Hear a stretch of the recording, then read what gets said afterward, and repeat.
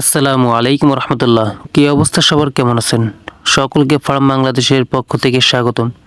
তো এখানে 2 ক্রেটে যে পাখিগুলো দেখতেছেন সবগুলা কোয়েল পাখি, পুরুষ পাখি আর কি খাওয়ার জন্য তৈরি। তো এখানে 2 খাঁচাতে প্রায় 40 পিসের মতো পাখি আছে, যেটা এক ভাইয়ের জন্য রেডি করে রাখছি। যে ভিডিওগুলো করে রাখছিলাম কিন্তু দেওয়া হয়নি, তো আজকে আরেক ভাইয়ের জন্য 10 পিস পাখি নিয়ে যাচ্ছি।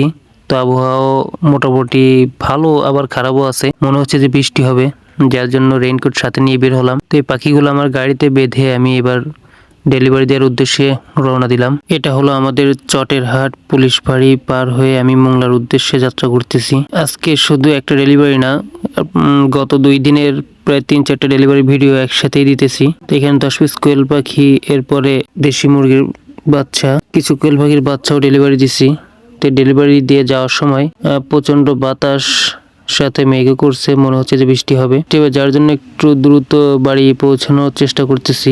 আর কিন্তু এই মেঘের সময় এই যে মেঘ আর বাতাস, পরিবেশটা অন্যরকম সৌন্দর্য ধারণ করে, যেটা দেখতে খুবই ভালো লাগে। তো আপনারা যারা প্রকৃতি প্রেমিক তারা এগুলা আসলে মনে গেঁথে যাওয়ার মতো একটা সময়, যেটা আমি উপভোগ করতেছি আর বাড়ির উদ্দেশ্যে রওনা দিতেছি। তো ইতিমধ্যে বৃষ্টি শুরু হয়ে গেছে, যার জন্য গাড়িটা আমি পাশে রেখে আমি যে রেইনকোট আনছিলাম সেটা আমি পরে নিলাম। তো আপনাদের যদি কারো কোয়েল পাখির বাচ্চা খাওয়ার জন্য কোয়েল পাখি অথবা কোয়েল পাখির ডিম লাগে, দেশি মুরগি যেটাই লাগুক, আমাদের সাথে যোগাযোগ করতে পারেন।